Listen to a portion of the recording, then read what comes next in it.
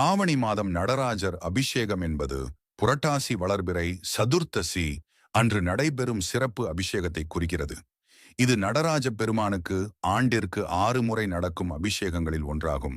இதை மகா அபிஷேகம் என்றும் கூறுவர்.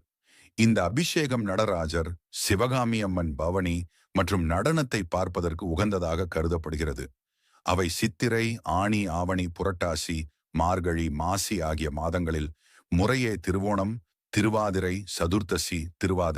சதுர்த்தசி திதி நாட்களில் நடைபெறும். இந்த அபிஷேகங்கள் சிவபெருமானின் பிரபஞ்ச நடனத்தின் சிறப்பு தினங்களில் நடத்தப்படுகின்றன. நடராஜ அபிஷேகங்கள் நறுமண திரவியங்கள் கொண்டு நடத்தப்பட்டு பின்னர் அலங்காரங்கள் செய்யப்பட்டு பக்தர்களுக்கு காட்சியளிக்கும். நடராஜ அபிஷேகத்தின் முக்கியத்துவம் பிரபஞ்ச நடனம். சிவபெருமான் ஆடல் வல்லானாக நடனமாடும் போது அவரது பிரபஞ்ச தாண்டவம் வெளிப்படுகிறது.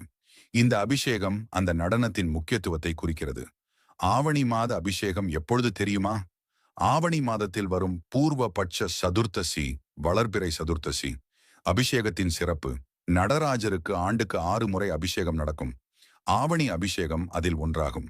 இந்த அபிஷேகத்தின் போது மகா அபிஷேகம் அல்லது திருமஞ்சனம் நடைபெறும். பவானி: ஆவணி சதுர்த்தசி நாளில் நடராஜரும் சிவகாமி அம்மனும் கோவிலில் பவனி வருவார்கள். அப்போது பக்தர்கள் இந்த அபிஷேகத்தை பார்த்து ஆனந்தமடைவார்கள்.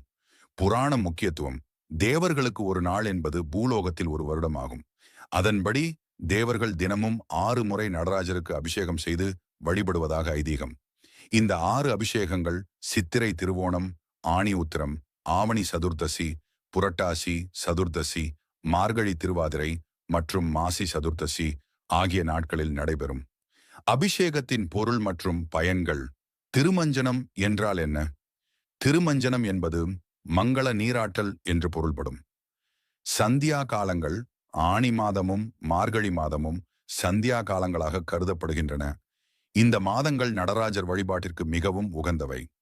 ஆவணி மாதம் நடராஜர் அபிஷேகம் என்பது ஓர் சிறப்பு மிக்க நிகழ்வாகும். இந்த நாளில் நடராஜ பெருமானை தரிசிப்பதன் மூலம் பக்தர்கள் நன்மைகளை பெறுவார்கள். இந்த நாளில் சிவ தரிசனம் செய்வதன் பலன்: கன்னி பெண்களுக்கு நல்ல இடத்தில் திருமணம் கைகூடும். கணவன் மனைவிக்குள் இருந்த சண்டை சச்சரவுகள் நீங்கி ஒற்றுமை உண்டாகும். குழந்தை பாக்கியம் கிடைக்கும். உடல் நல பிரச்சனைகள் நீங்கி உடல் ஆரோக்கியம் மேம்படும். பிறவி பிணியிலிருந்து விடுபட்டு மோட்சத்தை பெறலாம். அஷ்ட ஐஸ்வர்யங்களும் பெருகும். ஆண்களுக்கு மனதில் தைரியமும் உடல் பலமும் கூடும். நீண்ட நாள் பிரச்சனைகள் தீர்ந்து தனலாபமும் நினைத்த காரியமும் கைகூடும்.